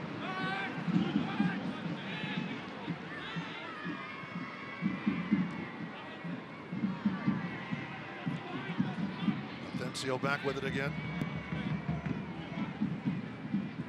Now over for Robles, taken away by Yuma. The veteran Spaniard waiting to make his move. But you'd better believe if you're going to play around with it in the midfield, you will draw some attention.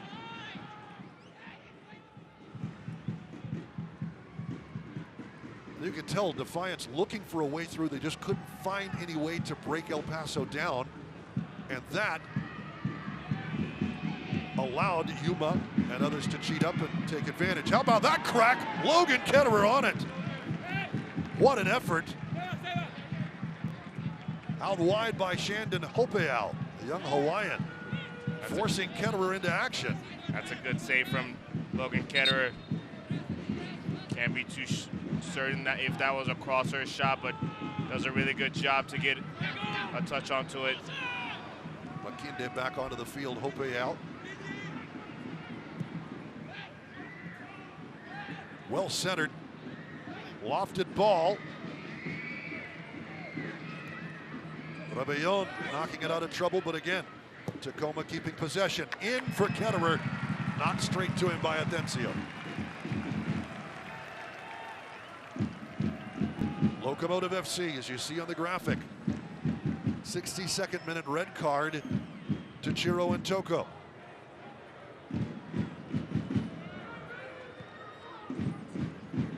And I'll be interested to find out exactly what happened after the match. As there you see eighth notch.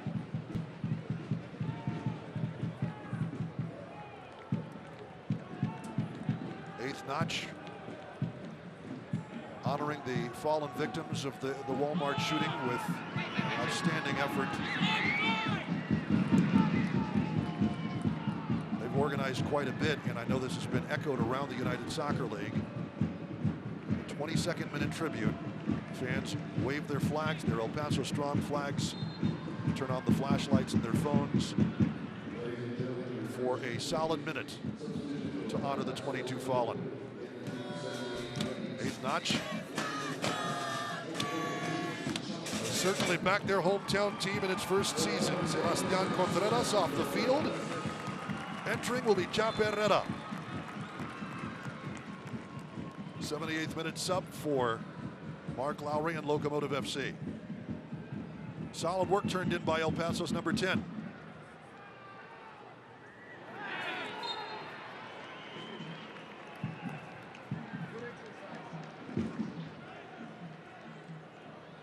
Kinde a little slow to get up.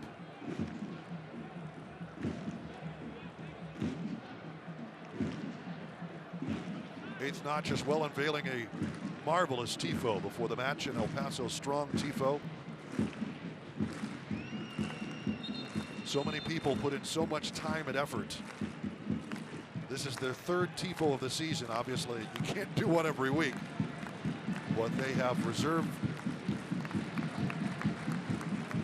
their tifo making skills for special occasions, certainly tonight as Locomotive FC return to the field of play here in the Sun City.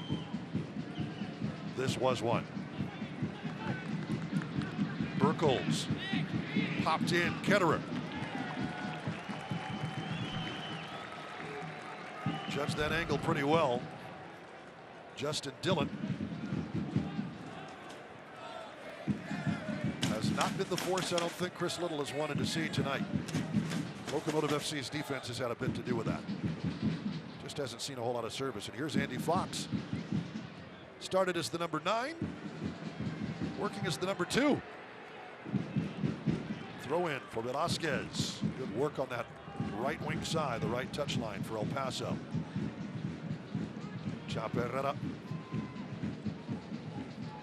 not on target with the pass. Jesse Daly ready to pick his pocket. Opiel cracks one, and it's over the bar. Goal kick. That's well done by Richie Ryan to put pressure on OPI and force him to take the shot a bit earlier than he would have liked. Locomotive are going to have to really keep an eye on him. He's been a danger man for Tacoma Defiance all game. So they're going to have to keep an eye on him the last 10 minutes in this game and make sure Tacoma Defiance does not get one and get back into this game. Well, Justin Dillon may have the 7 goals, but certainly El Paso has negated Tacoma's number 9 tonight. Most of Defiance's better efforts have come in from the wings. Not optimal shooting positions, but El Paso with a 2-0 lead going into the 81st minute. I would imagine there will be a few minutes of stoppage time after the fracas that resulted in Chiro and Toko's red card and Moses Makinde's injury. Goal kick is the result of that as Dillon meets a double team of Locomotive players. Andy Fox doing some stretching along with Moses Makinde. Tune into the ESPN News August the 21st for a Wednesday night soccer matchup between two of the best in the East, North Carolina FC. Welcoming in Tampa Bay Rowdies, a playoff position battle heating up there off of the Eastern Conference. See it all August the 21st, Wednesday night soccer on ESPN News.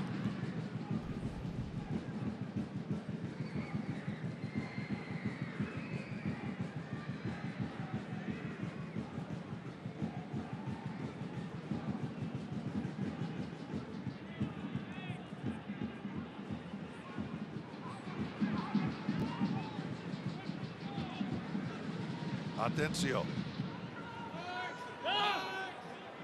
Hines on the left.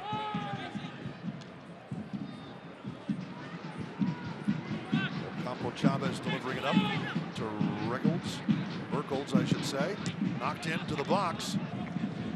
Not out of trouble. Over the crossbar, though. Atencio trying his luck. Substitution coming for Tacoma.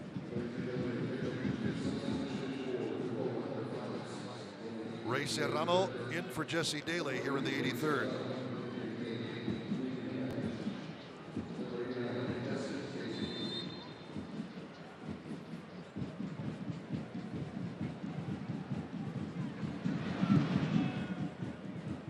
One more sub remains for Chris Little's squad,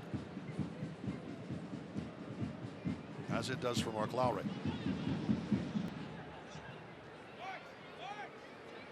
Hines with it, tries to drive one. That's deflected by Yuma. How about the 34-year-old Spaniard? Yuma. Solid work by Velasquez and Yuma. Lofting it into space. Velasquez going to get in front of that, and it will be a foul called on Sela Velasquez, who has words for the slightly larger Josh Atencio. It's about 5'6", 5'7" versus 6'1". Good to see that bite, that fire from Sebastian Velasquez, not relying on this two-goal lead to see them out. Continue to push, continue to battle, knowing that they'll need to fight every second to come out of this game with a win. Eighth notch showing some Mars Volta here there.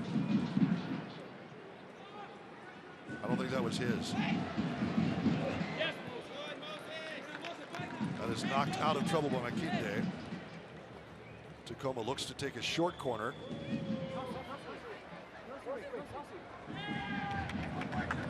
Or perhaps not.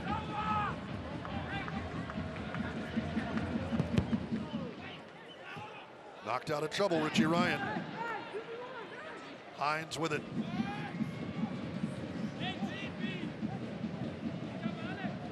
Tacoma Defiance. Not done yet.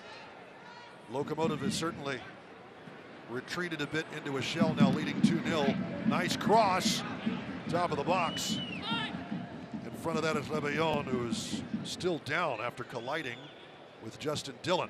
Out it'll go, wide. Goal kick. Rebellon is still down.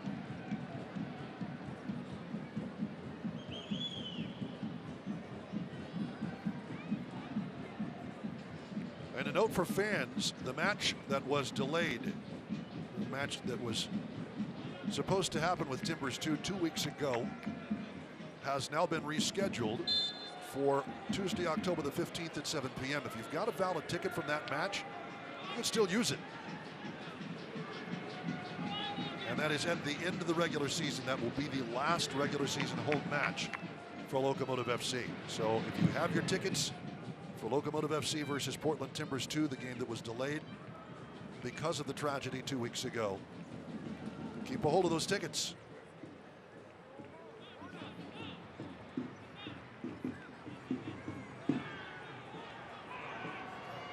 General Manager Andrew Forrest very thankful to the Portland organization for their flexibility in finding a date that worked for both clubs. It's not easy to do, being forced to reschedule a match, especially under the circumstances. I think that's the one thing that's been constant through these last 2 weeks is just how willing everyone is to work together, how united everyone has been.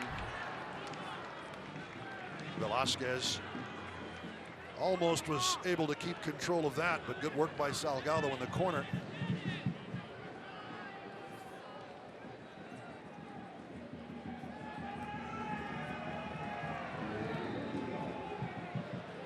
So many squads from around the United Soccer League have been a part of the El Paso Strong movement, whether it's New Mexico United in a huge blood drive that filled up all the vacancies. They had a line that was around the block, much like, of course, the day of the shooting, where El Pasoans, Locomotive players alike, were all out donating blood. Lines for hours around Vitalent, which is also the organization in Albuquerque. Not only that, though, but monetary donations as well, Mike. Yeah, it's been great and terrific from those clubs, those organizations, to really step up and say, how can we help? Majority of these clubs were not told what they needed to do. However, just thinking what could be needed, what is needed in these moments, in these tough moments, from the El Paso community, and stepping up, and whether it was the blood drive or whether it was the monetary donation from the likes of San Antonio FC, Seattle Sounders, Houston Dynamo as well. I know they contributed, so them stepping up has been absolutely terrific. It's been great to just see how much love has been shown to the El Paso community over the last 2 weeks. Meanwhile, Tacoma Defiance still working to make something happen. Chipped in, headed out of trouble. Oh, a big collision right at the edge of the 6. And Stuart Wright is being called over. Is that Rebellon? The collision was with Ever Rubio. Stuart Wright on to take a look. I believe that was Rebellon, who was up in a hurry to try and head that ball out of trouble on the restart. But Andy Fox immediately signaling for Locomotive staff to come take a look. You hate to see this from a player. Go down, lay there. There's not a lot of movement from him. But you see him come out of nowhere and really give it everything he's got and get ahead on the ball and really put an end to a dangerous opportunity for Tacoma. Looks like it was the left hand, the left elbow, the left arm of Dillon that caught Brian Rebellon in the head. He's breathing, but he is still, and I think precautionary measures are called for here as they bring out the stretcher. It's good to see him moving. Rebellon going for the ball, and that's a head-to-head collision.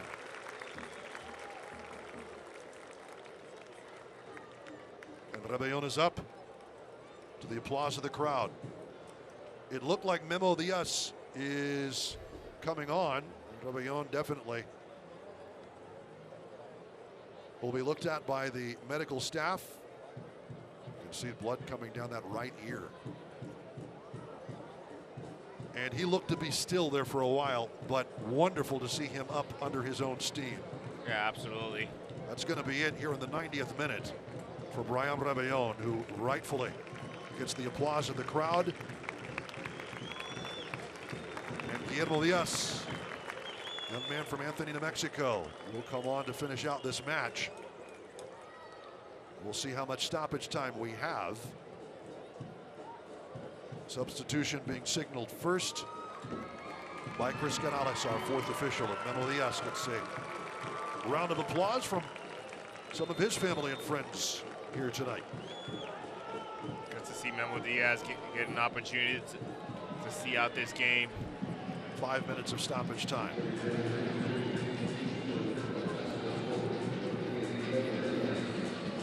Part of the Laredo Heat from the NPSL.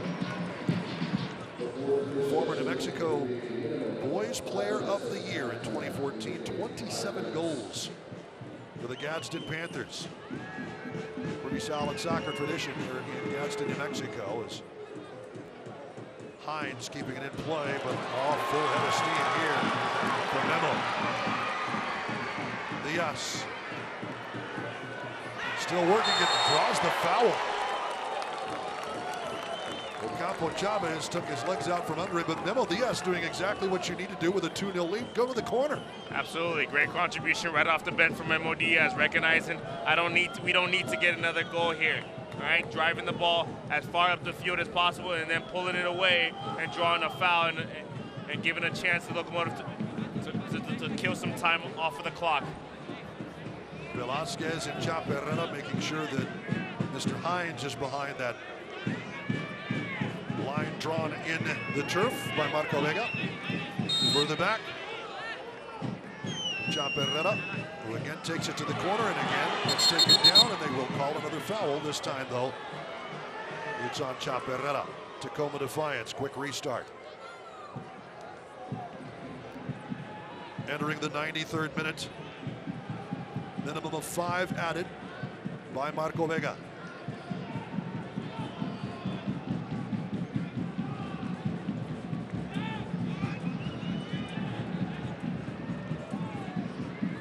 Opiao. Makinda something to think about. But again, all around the periphery, nothing inside. Campo Chavez. Taken out. Sebastian Velasquez.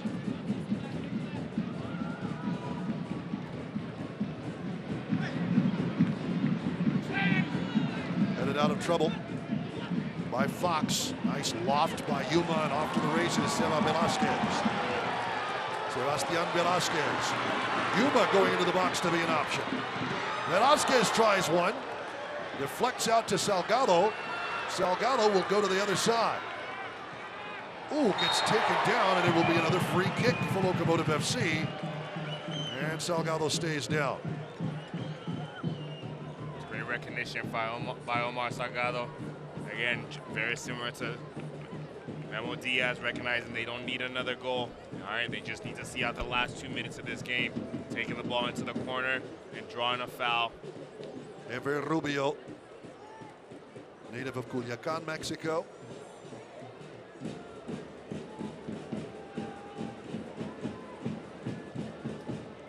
Velasquez and Salgado will take all the time they need for this. Back into the corner goes Omar Salgado. We're trying to get there anyway. Trying to get a chip off of somebody during a corner. It didn't work out. Goal kick. Locomotive FC on the verge of their first victory since June. It's hard to believe. It's been 2 months. It's been a long 2 months, a rough 2 months with lots of injuries and a lot going on for the group. However, it's great to see them be in the position and with less than a minute left, with 30 seconds left, be in a position to get their first win in just over 2 months. Last victory on the road versus Tulsa Roughnecks FC. A huge 2-0 win, but after that, Jerome Kiesewetter injured. Logan Ketterer will take his time here, seconds remaining. Goals tonight in the 33rd from Anton Partita and Salgado in the 70th. Logan Ketterer on the restart, seconds remaining, and that's it. Into the win column for Locomotive FC. 2-0 your final score, Mark Lowry. Shaking hands with Chris Little, 8th notch. Definitely something to cheer about tonight, as Locomotive FC gets its 8th win of the season.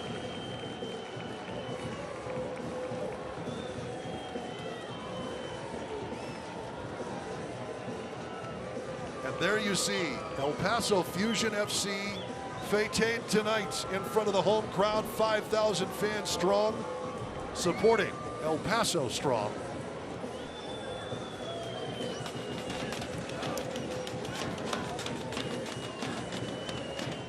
Locomotive FC, as we take a look in the second half, Omar Salgado. Couldn't be a more appropriate man to score tonight's goal. Off the bench, and 3 minutes later, he puts it in. We'll be back to wrap things up as we continue. You're watching Locomotive Soccer.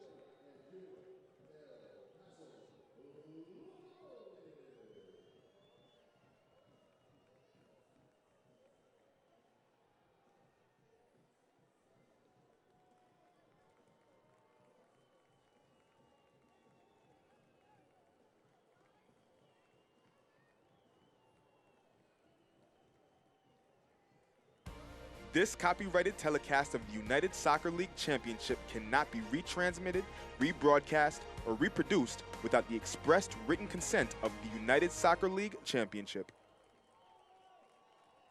Welcome back, everybody. Locomotive FC applauding the 8th notch, being applauded in return on El Paso's strong night, a resounding 2-0 win over Tacoma Defiance. Duke, Keith, and Michael Balogun with you as we take a look at the highlights from this one. A couple of goals to show you. For the first time in a long time, 2 goals in a match. First, Yuma lofting it into the box. One of the most athletic goals you will see, Anton Partita. That was in the 33rd. And how about this? Over his shoulder, just threw out the left leg, and in it goes. Amazing. Omar Salgado coming on in the 67th minute and providing immediate dividends. Salgado with Locomotive down to 10 men. This was just as he came on, missing just wide in the 67th, and then off the restart. Tries one, has it saved off the line, back with it, and chips it in to make it 2-0. And in front of his home crowd, Omar Salgado helps Locomotive FC to a 2-0 win. How big is this, Michael? Because it's the first time in 2 months Locomotive has been in the win column. I think more than getting the team back in the win column, this is a great win for the community. This helps in this healing process that the community is going through right now. And to see the fans come out to show support, it allows this community for a split second to just get away and enjoy the beautiful game. And for them, on top of that, for the team to get a win tonight is definitely special. Outstanding as Locomotive players taking pictures all around. El Paso strong indeed. Anton Partita, Omar Salgado scoring your goals tonight. A 2-0 win for Locomotive FC. Here for the home crowd tonight, Locomotive FC is El Paso strong. For Michael and all our crew, I am Duke Keith. So long from El Paso, Texas.